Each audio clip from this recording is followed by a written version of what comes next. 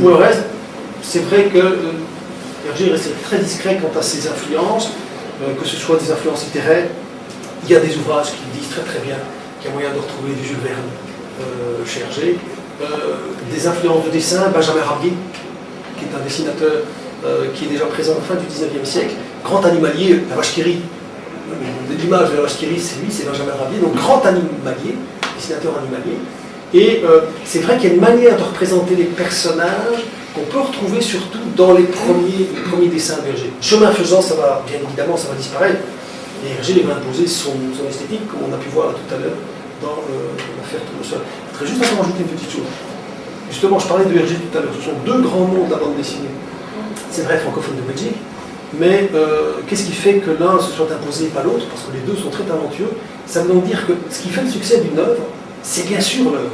C'est pas seulement Hergé était quelqu'un qui avait une volonté de réussir et de s'imposer pour la bande dessinée qui était extraordinaire. Et qu'il a très vite, dès qu'il a une vingtaine d'années, Hergé veut réussir avec l'idée. Il va mettre les moyens. Donc je crois que c'est très important pour apprécier le fait comment se fait-il que Hergé n'est pas un autre. Il a un vrai de qualité, mais il y a là autour aussi, hors de l'œuvre, quantité de paramètres dont il faut tenir compte. Et c'est clair que ce n'est pas le film de Spielberg qui va, venir remettre en cause cette image de grand nom de la bande dessinée, on va dire, mondiale. Alors justement, les étapes, je dirais, du succès d'Hergé, d'abord en Belgique, j'imagine, et puis après progressivement dans le reste de l'Europe et une part du monde, on peut chronologiquement les situer quand à peu près? Je crois que ce qui va surtout...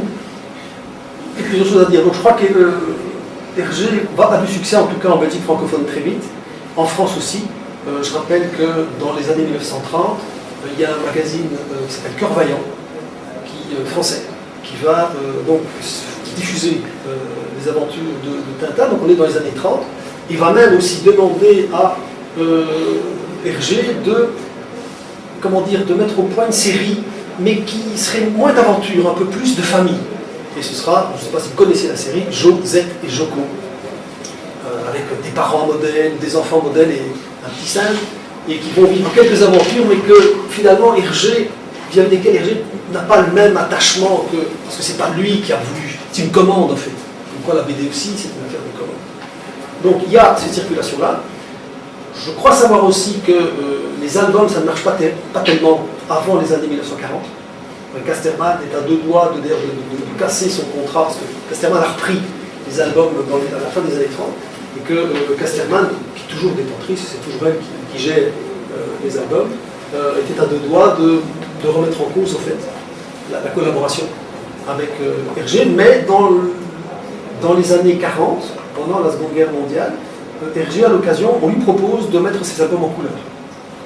Et aussi de passer au modèle de 62 pages. Et il va travailler à ça.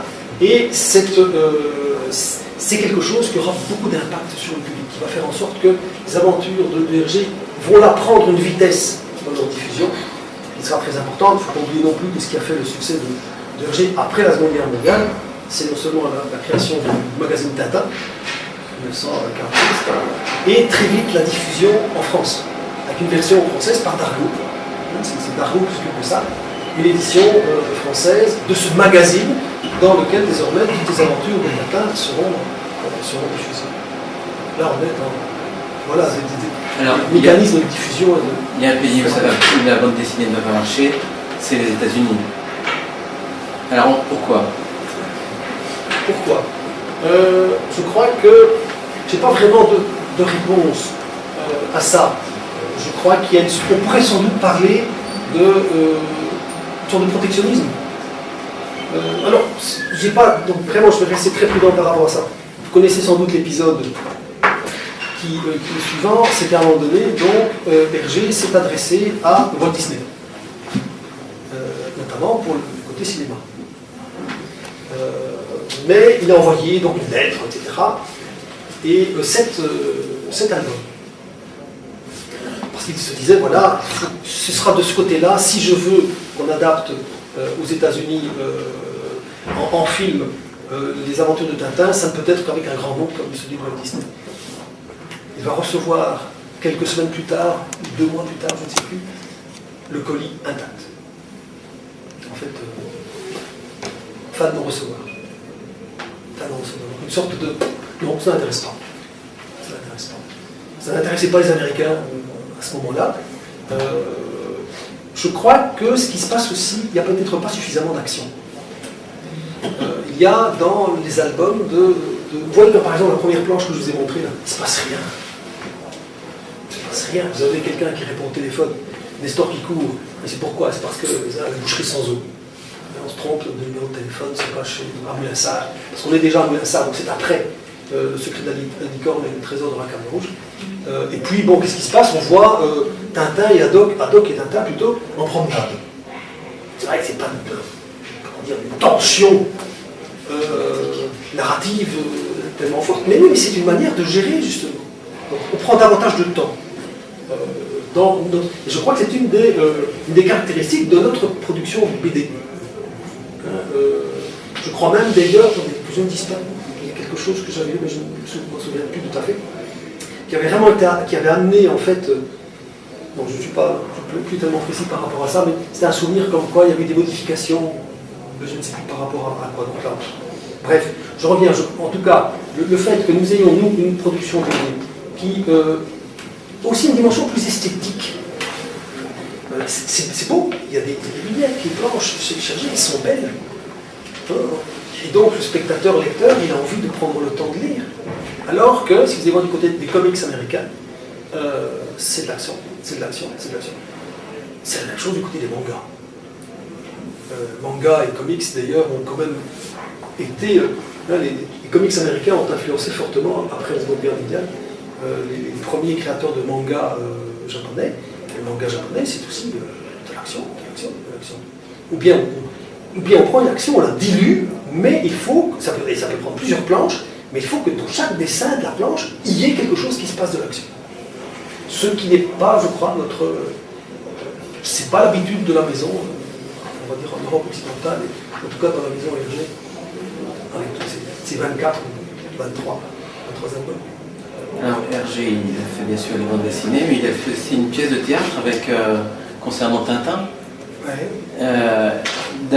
Selon vous, donc rapidement, il a souhaité, je dirais, émanciper son personnage de la planche à dessin ou... Je crois que je ne connais pas. Au théâtre, je suis vraiment encore là aussi très très prudent. Je crois que ça fait partie justement de cette logique. On se rappelle, je crois que les personnalités que vous avez invitées ici se rappellent encore beaucoup mieux que moi, mais qu'il y a très très vite dans le chef, si pas de Hergé, de ceux qui accompagnent et qui portent un petit peu ce jeune Hergé, Abbé Wallet par exemple, le souci de sortir le personnage de son monde de papier.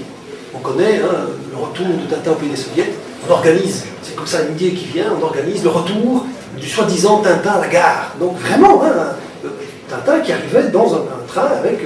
Et ça a marché. Les jeunes lecteurs qui ont été prévenus sont venus.